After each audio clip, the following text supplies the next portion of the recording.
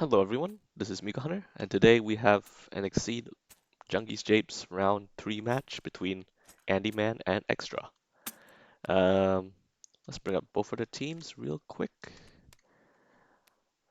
I know Andyman runs a team of Sajin, Hakumen, and Sajin, Hakumen, and Ken. And Extra runs a team of Ragna, Tager, and Pookie. Ah, interesting. So looks like we'll be seeing Ragna versus Ken for a round 1 match. Usually, Andyman leads Sajin, from what I've seen. So the Ken pick is a little bit surprising, but I guess it makes sense. Ken is very good against Tager, and Ken has pretty good rushdown, so could be able to put a good pressure against Pookie as well before he sets up. Ragnar though, solid first pick against Andyman's team. I like the pick for turn 1, for game 1. Oh, she get rid of the annoying floating tech so that the koi can flip. Yep.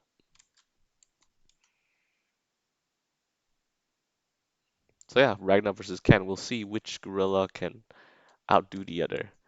Ken will have the advantage on movements and having some pretty scary attacks when critting. And Ragnar will have the advantage in terms of trading. Ragnar does like to stay a bit more mid-range, maybe range 2, 3, 4. Ken likes to get in your face. So Ragnar may have to play around that. Hard to say which side this matchup favors.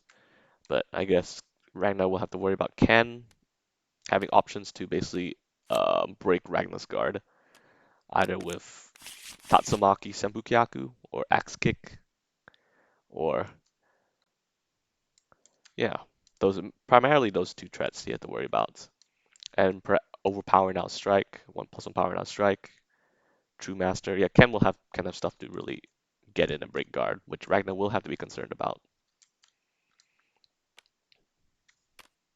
Okay, turn 1 EX attack. That's certainly very bold.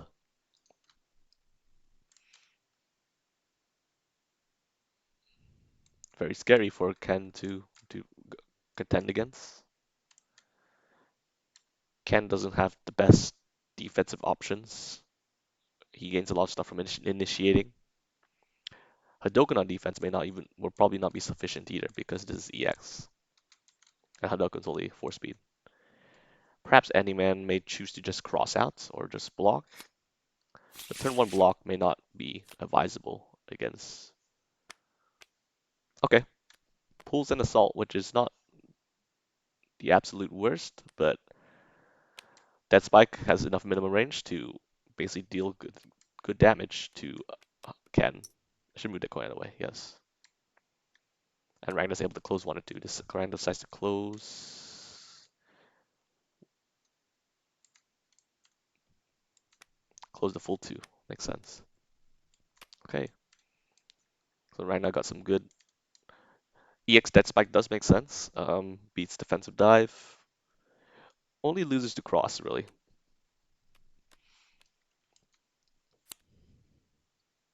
Alright, good early life lead, but spend 2 cards for that. Ken boosting spike. Ragnar boosting power. Looking to just trade.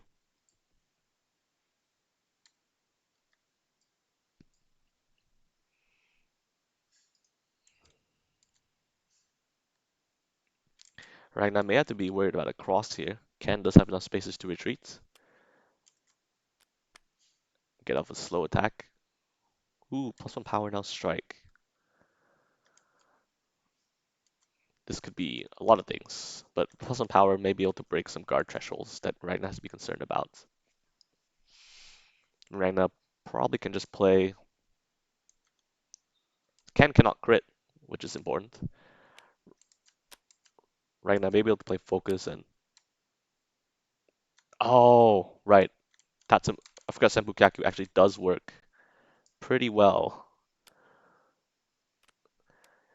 Yeah, I forgot Senbukyaku works even when not crit. So that was basically S- Um, Boosting Spike there makes a lot of sense. Makes Senpukyaku much more safer um, because it is only 3 speed. If Ragnar plays something too faster to stun it, he might not be able to.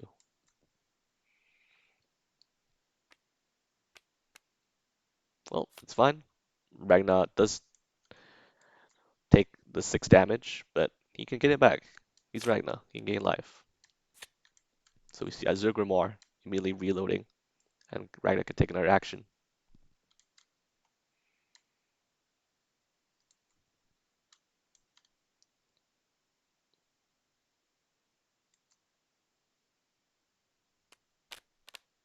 Boost Armor Guard. Alright. Makes Ragnar's mid-speed attacks better, like Assault, Dive, even like Hell's Fang. Hell's Fang actually makes a lot of sense here. Setting up Hell's Fang with defend. Meaning if Ken crosses out, Hell's Fang will still come in and hit him. Ooh, Ken striking. No critical.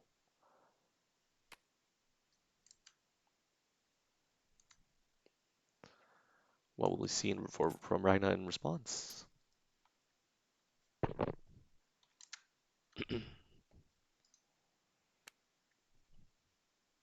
Oh, okay.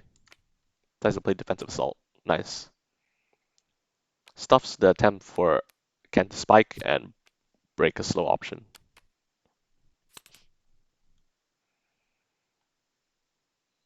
The spike was an attempted hard call out that did not pay off. Okay, boosting revolver action. Makes a lot of sense. Gives him a nice reload. Advantage if he's allowed to strike this turn.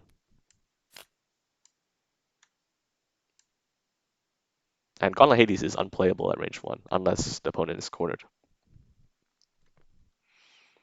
Interesting interaction, can boost custom combo as well.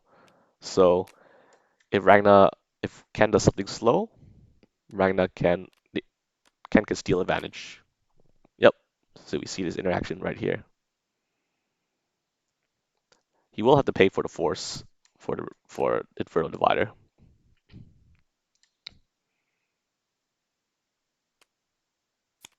Validates with the block from hand.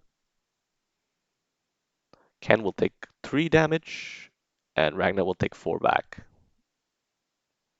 And Ragnar does not gain advantage because Ken steals it back.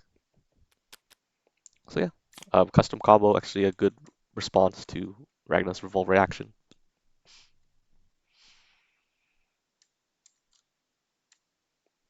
Volka's so slow on only one speed on defense is just extremely safe, and Ragnar has no way to. Ragnar doesn't have a range 1 spike.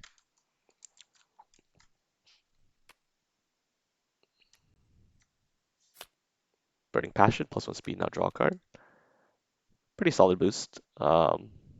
Just like a light, but with a little bit more efficiency, a little bit more economy. I mean, Ragnar prepares, get into a full hand.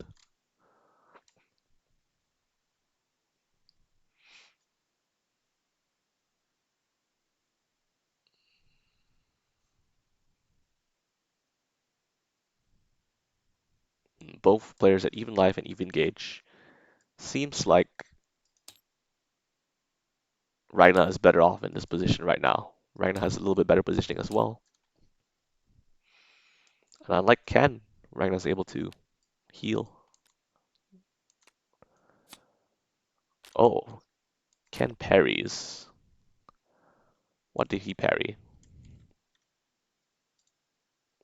Oh, sorry. I can't promote people. They gotta write it down.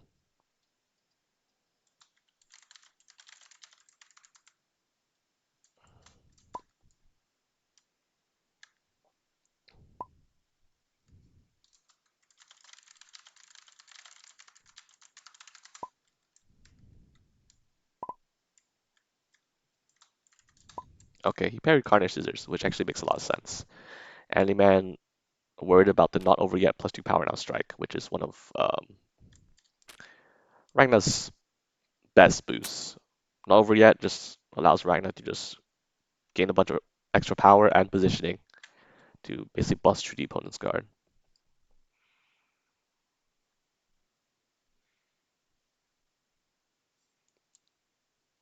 Did any man draw for end of turn? I forget.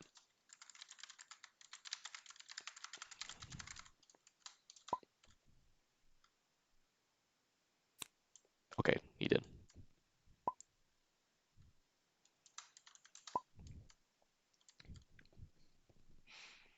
Okay, so with the hand information known to Andyman, maybe Ragnar may look to do a mass change cards, or perhaps parry focus, or even read focus. Reading focus into cross would actually be not a bad idea.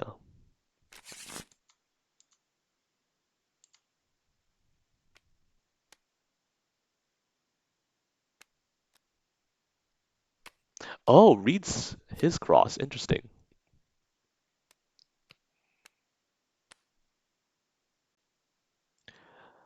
That's a very interesting reading, but it pays off.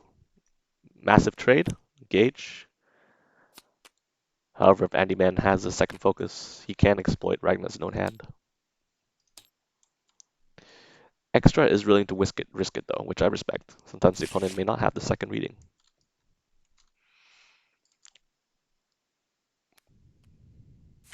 Okay, does the can action, walks forward.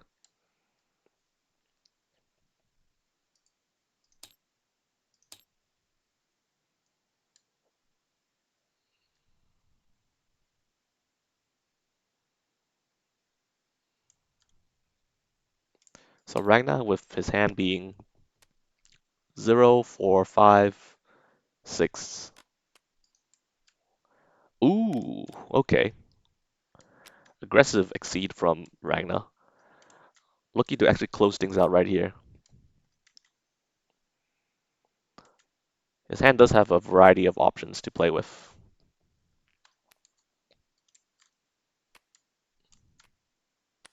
Okay, Ragnar playing cross to get out of there.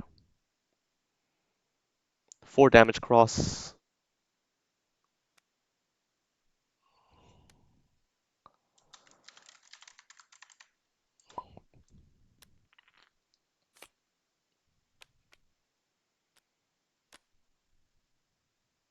Spend 1 force.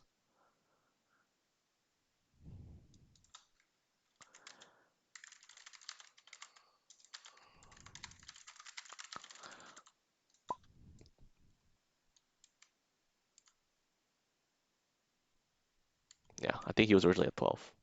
But Ragnar gets what he wants,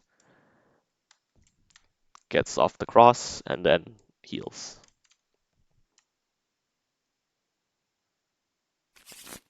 That's interesting though. Ragnar's hand was kind of telegraphed to be a bunch of mid speeds and cross. I guess it sort of implies that Ken did not have. Wait, Ken spent the grass from hand for force.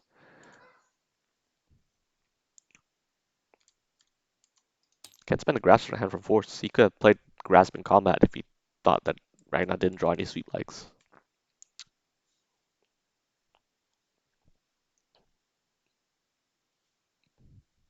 Yeah, Ragnar's hand was 0, 4, 5, 6. Uh, Hell's Fang, yeah, 0, 0, 4, 5, 6 Hell's Fang, and then an unknown card. Maybe Ken didn't want to bank it on the unknown card, but Ken could have played grass to stun Ragnar in that situation.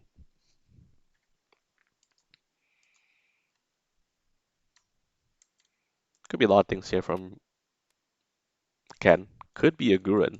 Gurren here would be actually great. Maybe Ragnar may just choose to block. I think blocking makes a lot of sense here, since Ken does not have any. Oh, it's a focus. Okay, he just drew a focus. Focus will deal 5 damage, heal 2 life, trade very well, give him a card. It's actually a very huge win for Ragnar here. Ragnar takes 1 damage and he may push 1.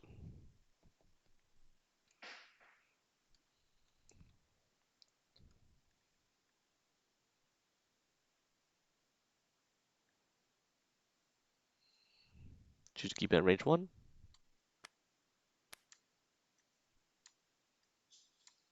Boosting power and armor.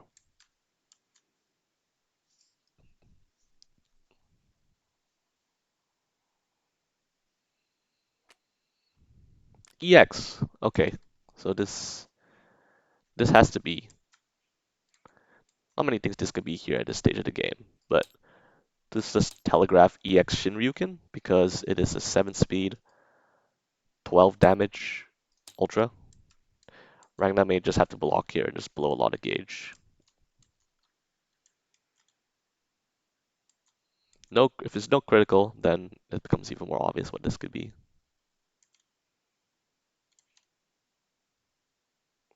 It could be an axe kick, could it? It could. Oh no, it is a Shinryuken. I don't know why he couldn't just block. He has a block in hand. I would risk axe kick over getting eaten by a massive damage Shinryuken.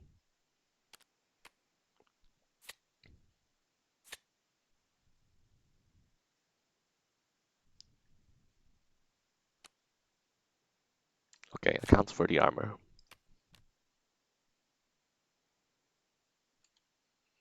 Shinryuken is down though, so leaving Ken kind of vulnerable here. However, that was the hit you did not want to take.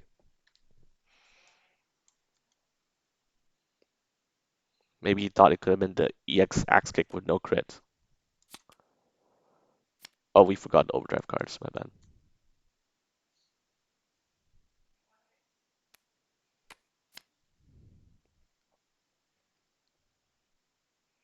Ragnar boosting armor guard.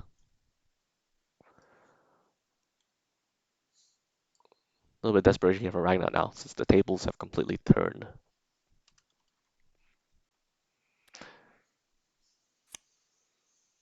Shinryuken is a good card, by the way. Don't sleep on it. Ken takes change cards action, which makes a lot of sense.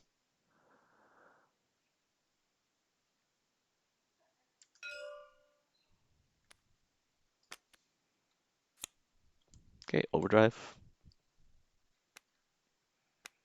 Does push 1. Striking.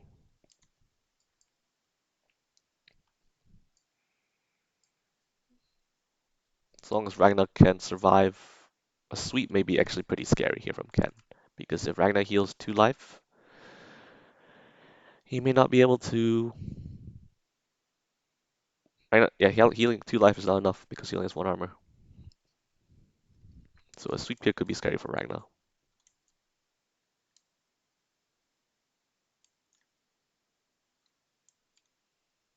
Maybe a defensive axe kick is something that Ken's planning to do.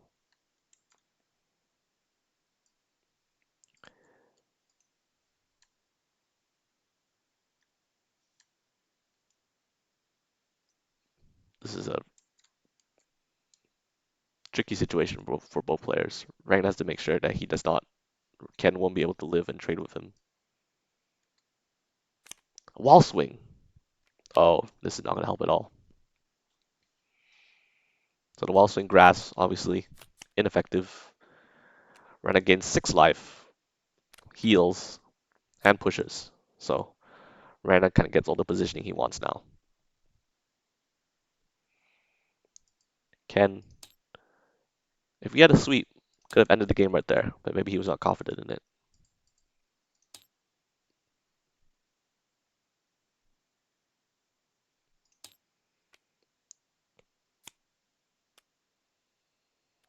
Okay, Ken boosting True Master. Amazing boost. Wait. Overdrive, overdrive.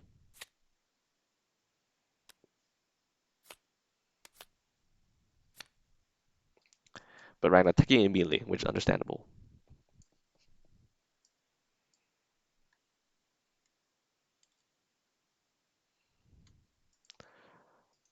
Ragnar still has his block in hand, so it's a little bit of insurance if Ken tries to do something offensive. Ken is out of spikes, so that is helpful.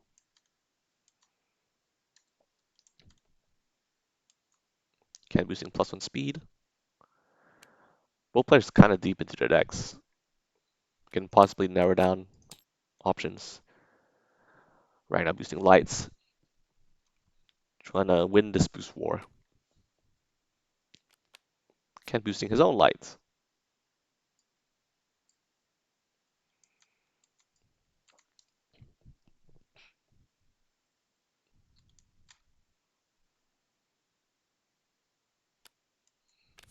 Right now boosting power.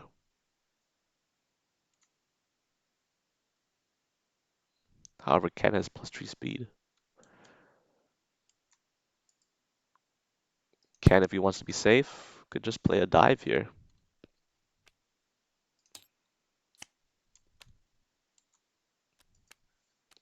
Ken critical. Critical telegraphs. Axe kick is not possible at this range. Could be a Hadoken. Could be a knee bash. Knee bash does seem like a weird choice here. It does seem like it does telegraph a 6 damage, 7 speed Hadoken.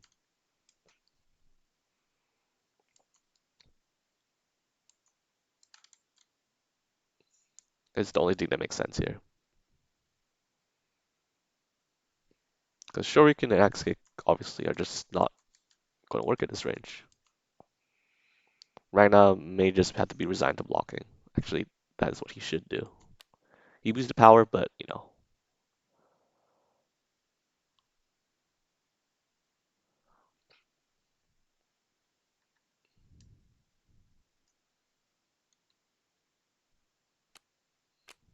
Yep, Ragna still has the block, so good. Should have played the block on that Shinryuken turn, not gonna lie. But better late than never. Guess to live another day. Needs to spend at least 2 force to not take any damage.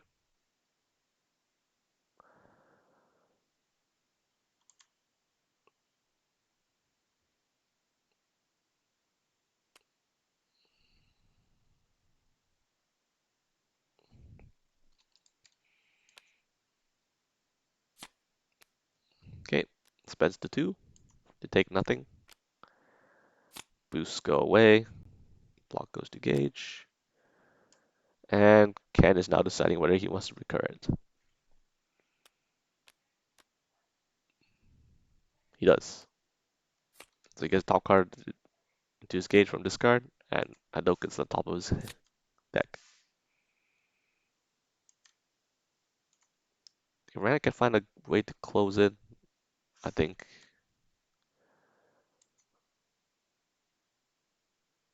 Could render Ken's wall swing useless. You know, Ken has options when he's.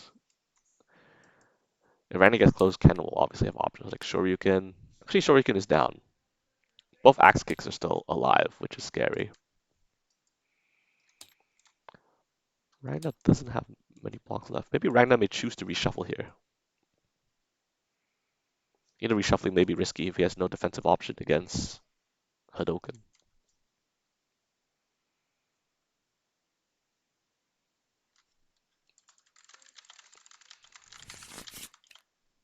Okay, he shuffled it. Okay, good. I was going to say, if you do look to your deck, please shuffle it.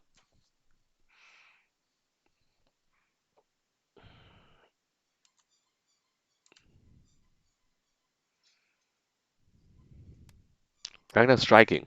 Could this be assault? Assaults are down. Dive? Dives are down. Not many range 3 options.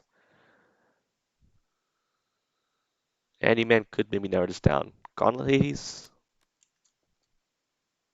Hell's Fang. Ooh. Hell's Fang does take the game. Hell's Fang on curve. Did he have defensive assaults?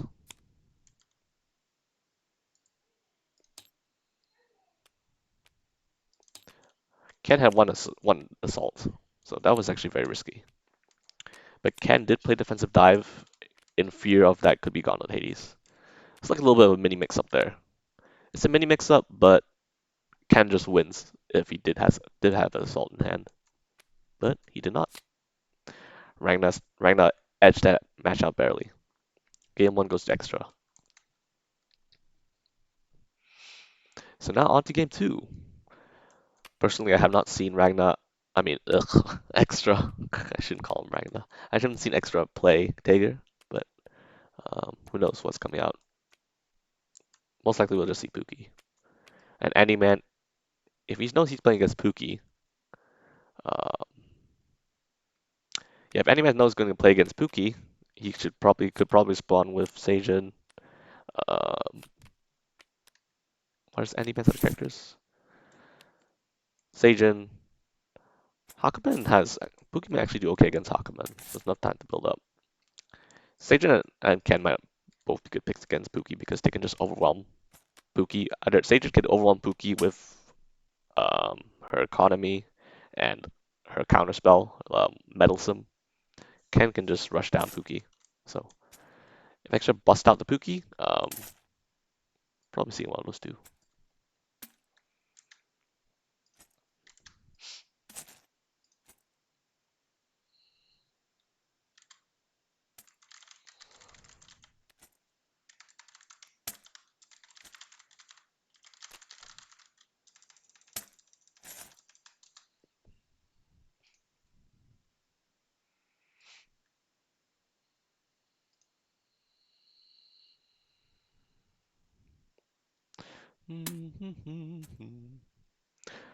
Radio Gaga, Radio Goo Goo. All right, both players make the selection. Ah, we see the Tiger. Okay, Extra has not shown me his Tiger. I played against Extra a few times, so let's see it. You know, Hakumen versus Tiger is actually a really cool matchup because both players will want to get in each other's face and deal the most amount of violence possible. Extra not playing Pookie today. That's a bit surprising. But also, it's surprising that Andyman just not feeling like Sajin. Because I thought Sajin was like his main, but maybe I'm wrong. So yeah, Tager can actually go to range 1 and force relatively scary mix-up against Hawkman because Hawkman's slow. So like Tager driver stuff becomes real threats. But hey, at the same time, Hawkman can inflict violence as well with Shifu, Zantetsu. Zantetsu can make Tager cry because it just ignores all armor. So Tager's really watching for Zantetsu. But Hawkman has to worry about dangerous range 1 threats from Tager as well. Sometimes range 1 Tager Buster could just win if Hawkman has no grass, for example. Alright, I'm actually really looking forward to this matchup. I think I've played it a few times before, and it is always just a big brawl out.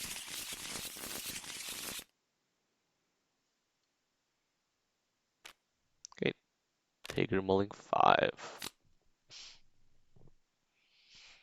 Alright, good luck, have fun for game 2.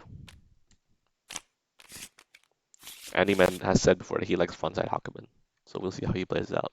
Frontside Hakumen will like use boost, engages more aggressively to get off damage. Hakumen going to range 1 against Tager. That is surprising, implying that he has good things to trend in range 1. Perhaps he has a Zantetsu. Zantetsu, however, does not really do much with only 1 gauge. Okay, Tager will immediately take advantage of this and play Gadget Finger.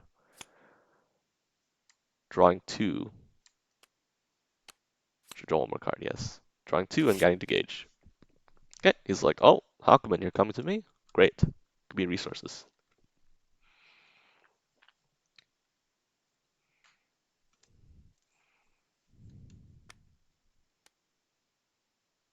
Oh, we see a strike. Again, this is Andyman being quite aggressive. 4 power Sentetsu is A bit strange, but it's certainly a possibility if it's a hard read. We'll see what Taker responds with. Crimson Punisher into sweep, so this is pretty much an even trade.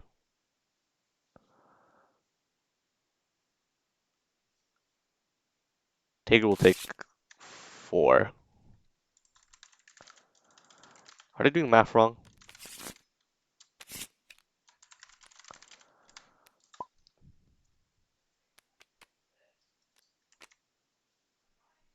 Okay, now the math is correct. Hurts to lose the demon cells, but you know, still a decent trade for Taker.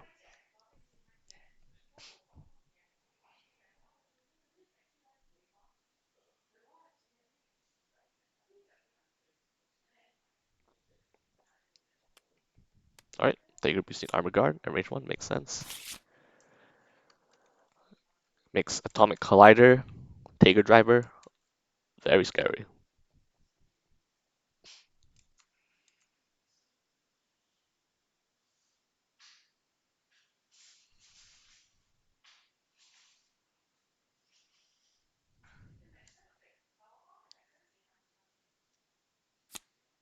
Okay, Hakumen prepping. Taking time to build his gauge. Taker's UA, Hakumen passively builds gauge as his UA if he doesn't strike. Taker's UA is he can spend 1 gauge to pull the opponent 2 before striking. So this could lead to some great situation where Taker can pull the opponent to the corner and prevent Hakumen from crossing out.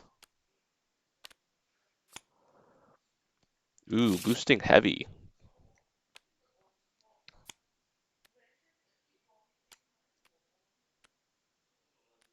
Okay, we see immediate reach. This implies this is probably just an immediate Zantetsu in response to heavy.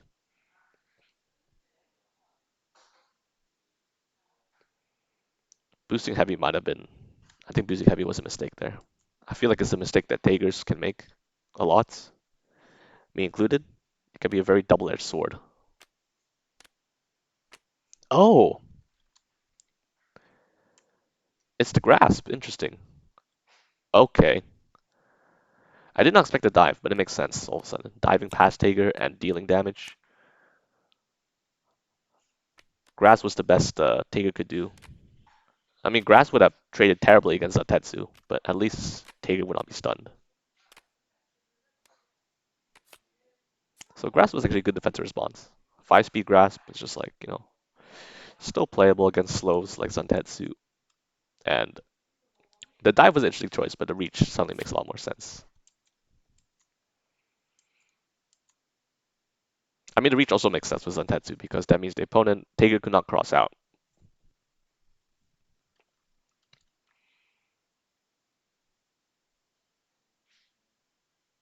So unfortunately, Andyman's reach into dive did not pay off, costing him, I think he spent the force from Gauge, so it cost him actually a decent amount of resources.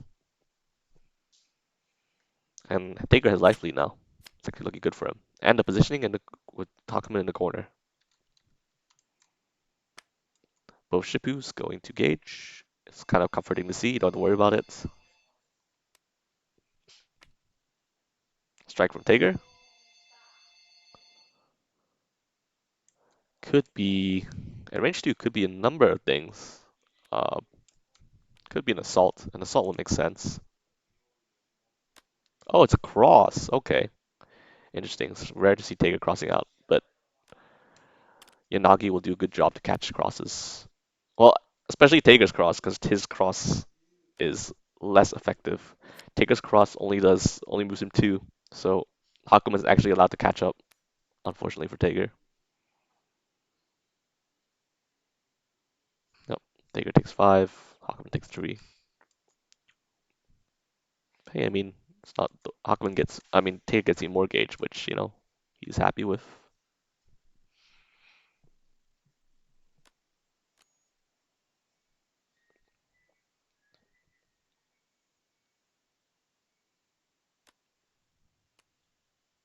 Okay, Hakumen boosting power, looking to try and crush Tager's guard. Tager boosting speed in response, makes sense. Doesn't want to get hit. Hakuin pitching a dive early will make this harder for him to get rid of.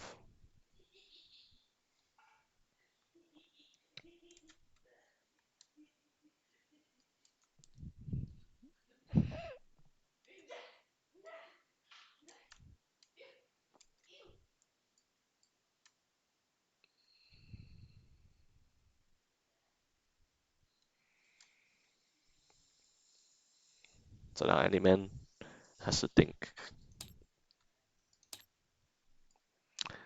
Boosting, I will say the opponent boosting light is probably some of the most. Oh, okay. Hakuin immediately boosting massive. Gave me plenty of armor guard.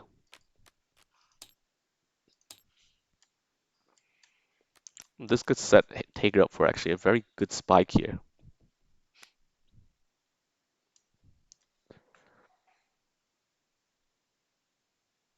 Does Tager have the second spike? Second spike will actually be difficult for Hakuin to contend with. Unless Hakuin crosses out, perhaps. Unless Hakuin crosses out or Enmas. Oh no, it's a cross from Tager. Oh dear. That's not gonna help. Tager is gonna eat a lot of damage. Cannot be able to cross out of Hakuin's reach.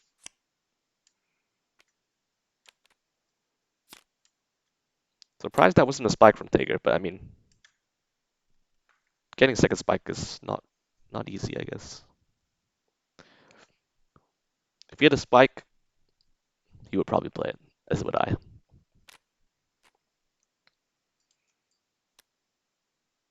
Hakuin has a total of 6 gauge. Yeah. Okay, Hakuin changing cards 2 to draw 3. So now Hakuin has the life lead after landing that big sweep. Ooh, Taker immediately exceeding.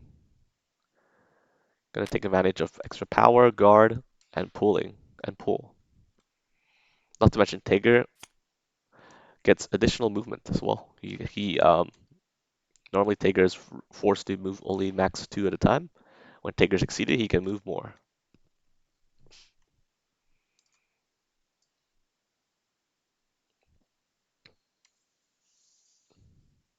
So while rough for Tager, seemingly, now with the Tager's overdrive, I think he can trade up and make up for the life deficit. Only 3 life deficit. Tager could come back.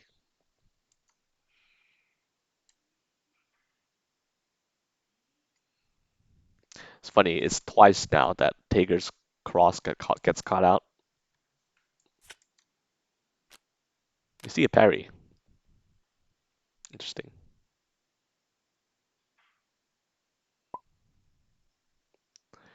I'm not sure what a parry is, but it must have been perhaps. Not sure what a parry could be. Maybe a normal. Maybe Hakuin is true a lot of his deck. We might see a reading here. Wait, overdrive, pull 2. Does he want to pull 2? No, choose not to pull 2.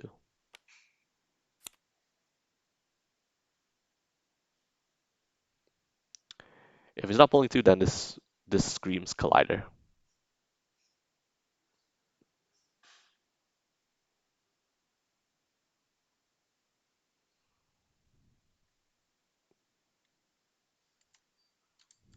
And we know the hand is yeah, Collider Punisher.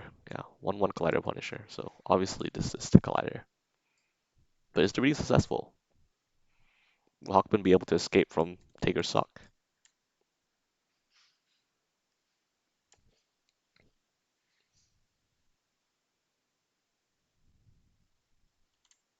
Atomic Collider has a mandatory pull 2.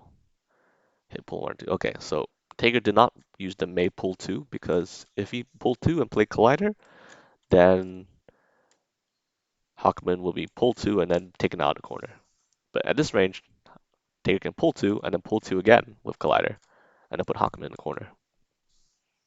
And Collider's 7 damage. Wisdom reading successful.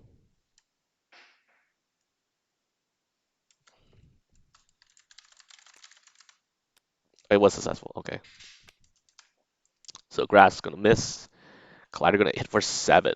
Collider, one of Taker's high payout cards.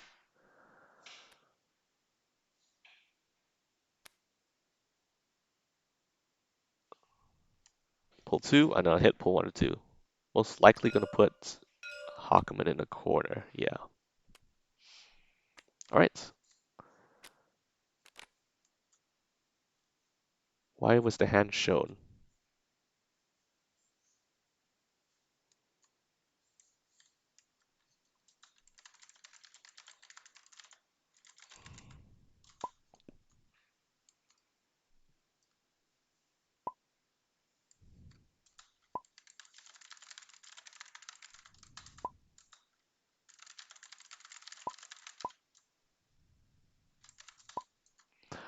Ah, okay. Oh, okay. Well, why didn't he play Focus then? Okay, Andyman had the Focus. Why not just read Focus? Why not just play the Focus to not eat 7 damage from Collider? Is it because Andyman wants to read? Wait. Oh, he has Zantetsu. Perhaps he wants to refocus into Zantetsu. Yeah, okay. So he wanted to save the Focus. Okay, he wants to save the Focus for the Zantetsu play. But Taker has the extra guard. Taker can actually trade with this. Can he?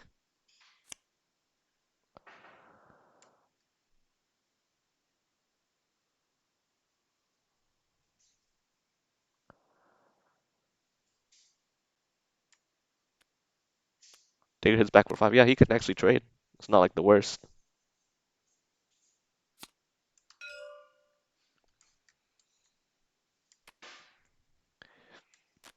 Okay, okay, I see. Yeah, so Taker took 7. I think he was originally at 13. And Hakumen took 5.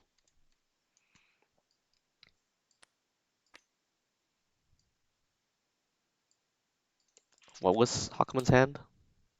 Enma.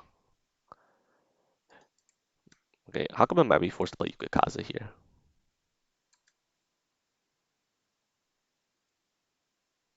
Yeah, my bad. I thought the reading was successful, and I was wondering why he showed his hand. But it looks like Andyman just decided to pitch the grasp. So now this is a pretty telegraphed Crimson Punisher, unless it's a new card. Um, Hakumen in response can just play Yukikaze. The Yukikaze to prevent from dying makes a lot of sense.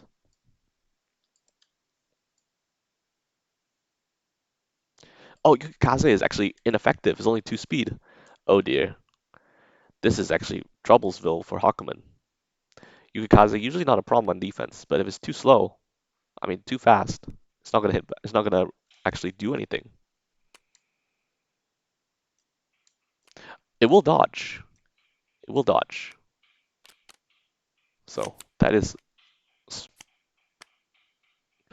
actually a small compensation prize that he can dodge Crimson Punisher. Now comes hand is a EX Enma striking. Enma or cross. Okay, it's a cross. Oof, Taker plays his sweep. So now Taker has no hand. If you choose the wall swing here,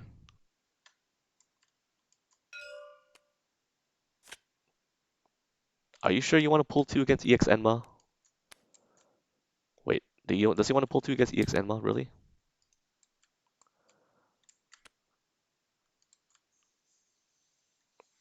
maybe Tager. I don't think Tager should pull two. I feel like you should not pull two against EX Enma, but maybe I'm wrong. Okay, decides to just prepare.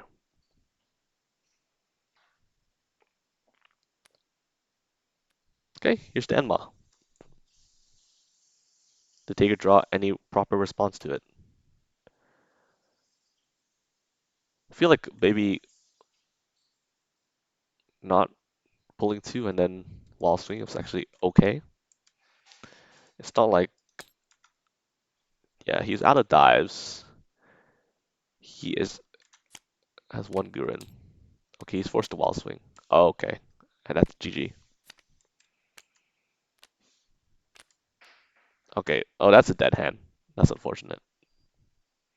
Yeah, if you just if Taker just kept Hakumen at range 4 at wall swung, he could have invalidated Taker drivers and just hit him with Atomic Collider. Um, Hakumen has very limited range 4 options. He probably only has one Gurren, so I think it was worth it to just keep it at range 4 on wall swing. So willingly pulling Hakumen to range 2 and then hoping you can prep into something that makes you live is a bit scary. Did not pay off for extra, unfortunately. Yeah, both focuses were down as well. That was not it's not a good bet from him. But yeah, game 2 goes to Andyman. These games have been very close, I will say. Really interesting games and really interesting situations. So now extra has to go back between Tager or Pookie. And he might have to choice between Ken or Seijun. Now that Hakumen's off the board, maybe extra may stick to Tager. Probably Pookie doesn't do well against both Ken and Seijun, but extra may just relegate to a comfort pick. And his comfort pick is Pookie.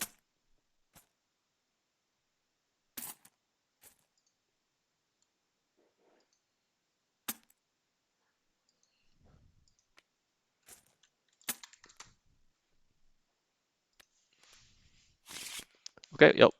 Seeing Ken into the Tager. Makes a lot of sense here. Ken, a great choice against Tager because of Axe Kick. Axe Kick and Ken has some fast, high power stuff to stun Tager. But hey, at the same time, Ken's favorite range is Ken likes to play up close, and Tager does like to play up close as well. Though I think Ken does not want to go to range 1. Maybe I think range 2 for Ken is the best for Axe Kick. Yeah, range 2 is the best. And Tager wants to put Ken in range 1.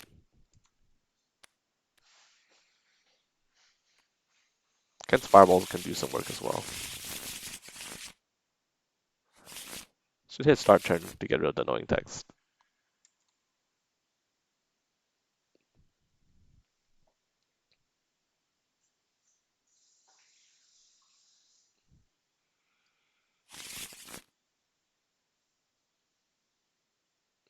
Alright.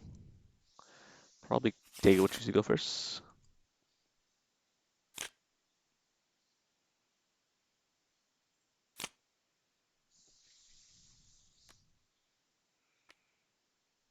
Oh gosh, my OCD seeing life bars not at 30 at the start of the game. Help me. Should I tell them? No, no, no, no. Don't show your hand.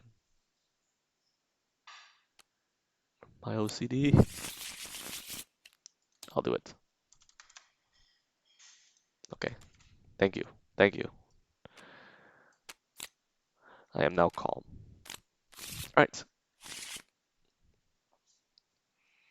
Take a turn 1. Let's see. Usually take a turn 1's involve just prepping, crossing, crossing in, playing charge in, even playing let me see a cross in. Taker may even play Atomic Collider turn 1 if it's cheeky, but it does lose the stuff. Only a tree guard. That's an important weakness of Atomic Collider.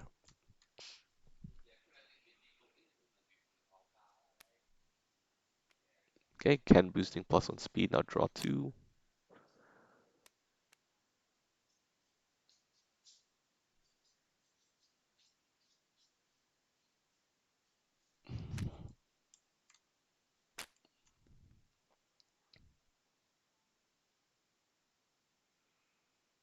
Already kind of trending some scary mix-ups here.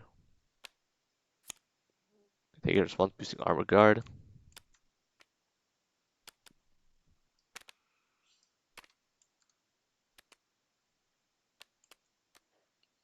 Okay, Ken striking. This could be axe kick, cross, even something slow and trady like an E-bash. Not sure.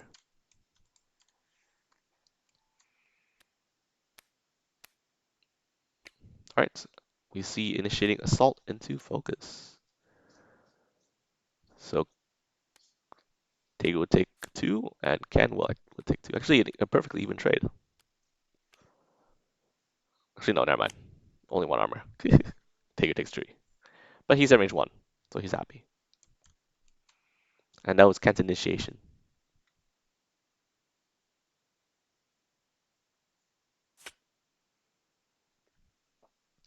Tager prepares.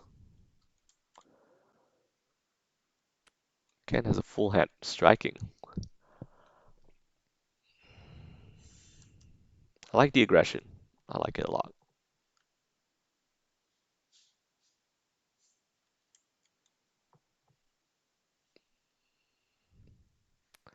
Could be a cheeky Senpukyaku. Oof, okay. Tager will lose this trade quite badly, but he does get positioning. Are you sure you want to put... Well,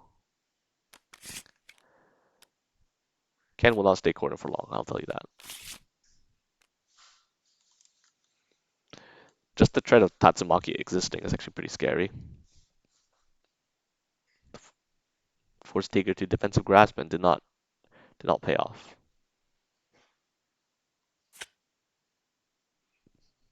Okay, actually this is probably fine here. Getting Ken cornered here. True Master comes out. This should be an immediate attack if Tager has a dive.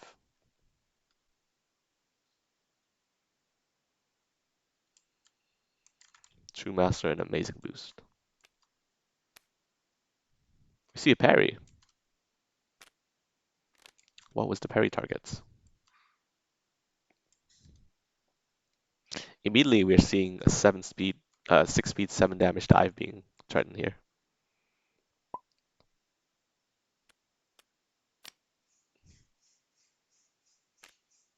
End of turn draw? Okay.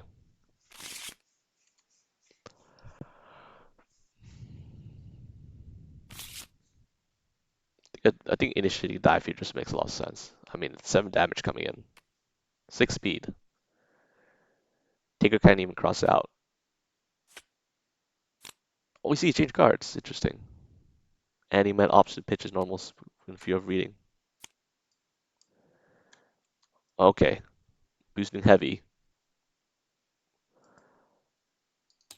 You better hope and pray Ken did not get a spike when he changed cards. A spike or a dive, I suppose. You know, a dive would be less severe because dive doesn't smash your armor.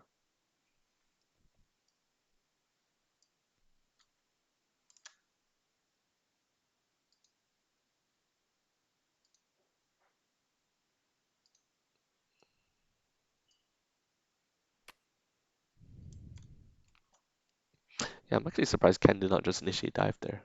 Especially since Tager pitched a block. Pitching a block means one less response to uh 7 damage, 6 speed dive, but okay, critical. So this is just the Hadoken. 8 damage. 8 damage, 4 speed Hadoken. I mean 6 speed. Yeah. Tager can trade with it if he has a sweep. Because at this range, yeah, might as well take advantage of the plus 4 armor, I suppose, and trade.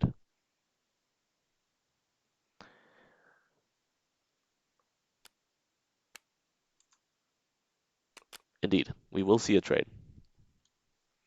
Hadoken will hit for 8 minus 4, take 4.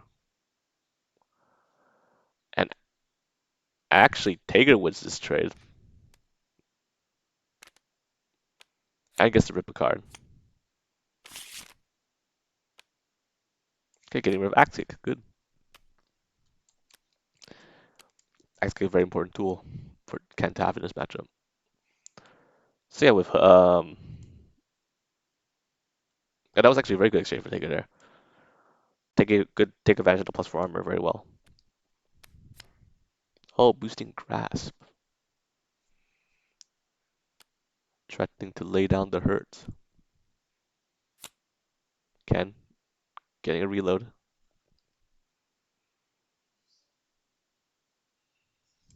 Range 3 is admittedly quite awkward for Ken, unless only knee bash realistically hits from here, and a Hadoken at range 3 is a bit risky. Striking, range 3 mix up, could be a lot of things. Oh, it's the spike! Ouch! Ken trying to anticipate something like an assault to close in to get a range 1. Gets spiked for his troubles. Hurts a lot. 7 damage spike. That's just good old Exceed. Range 3 mix-ups. Ooh, Ken immediately boosting quick attack plus speed now strike. This could be Ken now enforcing a range 3 mix of his own. Is it on curve dive, above curve assault, or is it a spike to crush your hopes and dreams?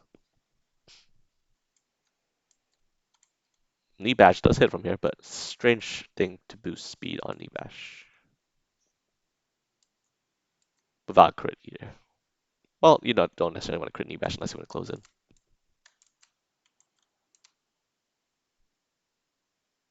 Taker thinking of wall swinging.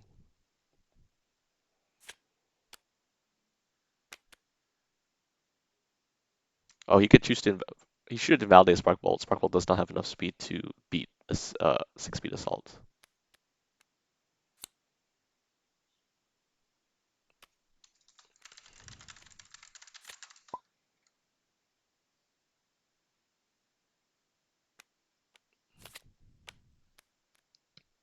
Doesn't make sense to purposely choose to lose combat. Okay, lose the Taker driver. Wait.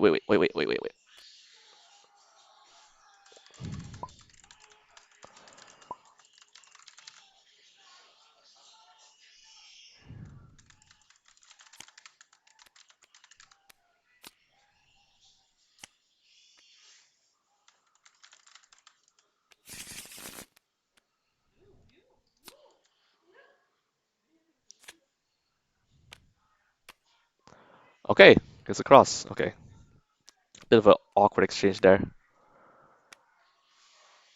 Yep, but it still loses to the assault. Yes, because it was 6-speed. Okay, so extra mistakenly flipped over his deck, but water under the bridge. Can gain advantage. Prepares. Makes sense. However, Ken did advance it to take his favorite range. Okay, Gadget Finger makes sense.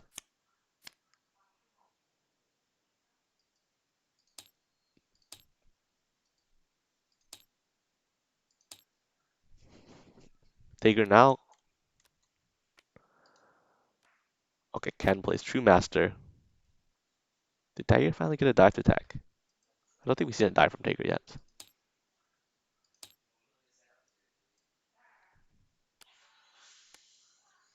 Oh, boosting Demon Cells. Okay. Pretty strong response to that boost. So unfortunately, this is Ken we're talking about. Axe Kick and Tatsumaki are real things that he has in range 1. One Axe Kick is down, one Tatsumaki is down.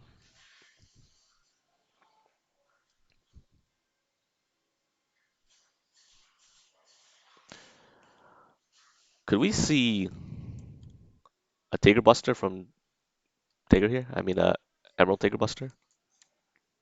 With Demon Cells boost, would be very safe.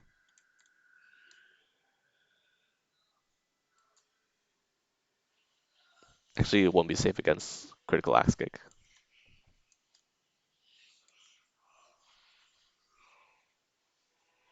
Tricky situation for both players. Okay, Taker did finally get a dive, so now he doesn't have to worry about that boost.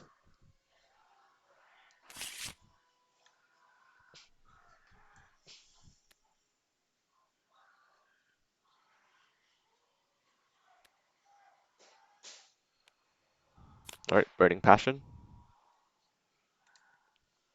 Ken going through his deck. Hasn't got a block yet, so even if Taker tries to do something extremely explosive, Ken could just block it. Unless, Taker plays his Ignore Armor card, Crimson Punisher. Yeah. Crimson Punisher and Taker Driver, Taker Buster. That's actually a pretty good mix-up. Overpowered Crit Strike. Axe Kick?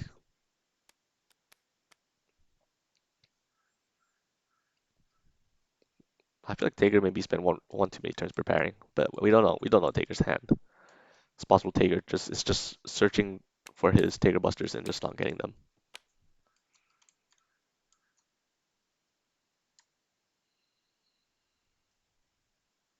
So this telegraphs an on curve 6 damage axe kick. But Taker can still play something slow and trady to deal with it. He does get the extra guard. Shinryuken is off the table. Don't worry about that.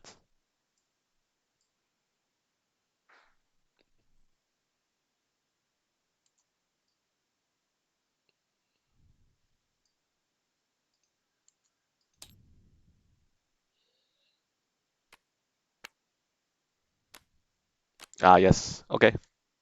So we do see an axe kick. A 6 damage axe kick that ignores armor. However, Taker can still trade it back because he has more guard.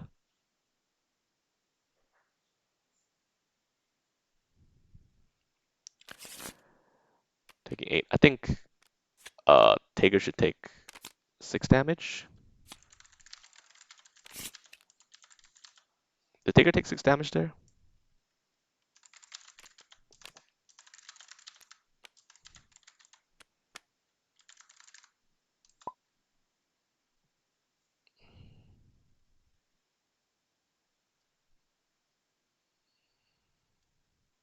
I understand it happened a turn ago, but okay, maybe he already did.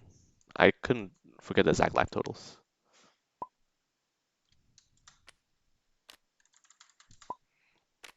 Okay, yep. So we see the on-curve Taker Buster. Landing to block. So Ken, it's 11 damage, but Ken can live to fight another day.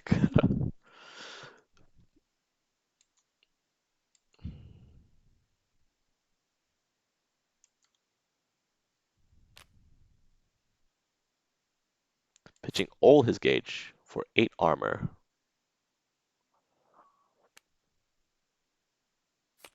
10 armor. Okay.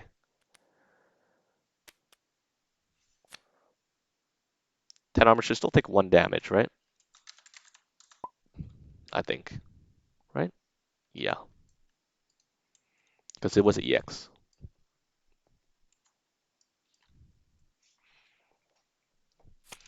However, could still arguably, I think I wouldn't say arguably, it's still a win for Taker because he blew so many of Ken's resources. Extra has a small life lead, but 7 health is very relevant. Ken perhaps hold out. Both players getting very deep into their decks. Options are becoming limited. Have we seen parry? Both focuses down from Ken's side. Okay. Parry's a cross, interesting.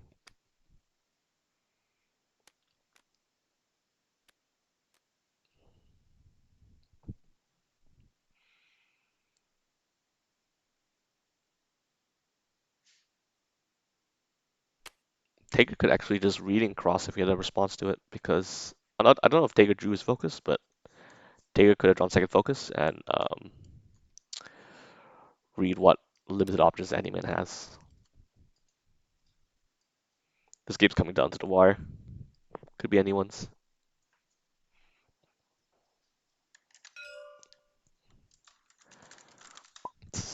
Okay. Sometimes I try to hit Alt tab out, and then this happens. I should just hit my Windows key.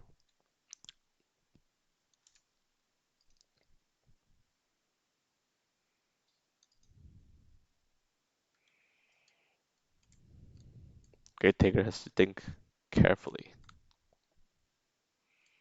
Could this be the Tatsumaki? Ken's deck is Shin Ryuken's, Tatsumaki, and a few normals, so extra could probably just boil this down to some options. And we can look ourselves. On grasp.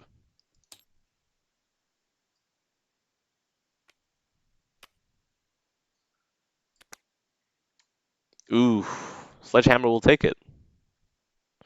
Sledgehammer actually is just a very safe attack, so it makes sense to play it there. Tatsumaki too slow.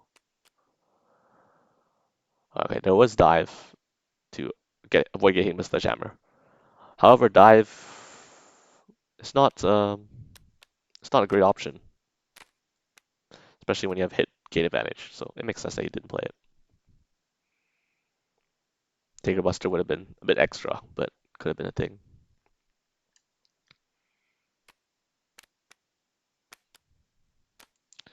All right, game 3 goes to extra, and with that, extra takes the set 2-1. Wow, pretty surprising turn of events. Just extra not playing Pookie is already weird enough. And then Andyman also did not play Seijin. And all games were very close. Pretty extraordinary. Game 1, 2, 3, they're all basically down to single digit life totals. Great games by both players. And yeah, GG's. Thanks for watching.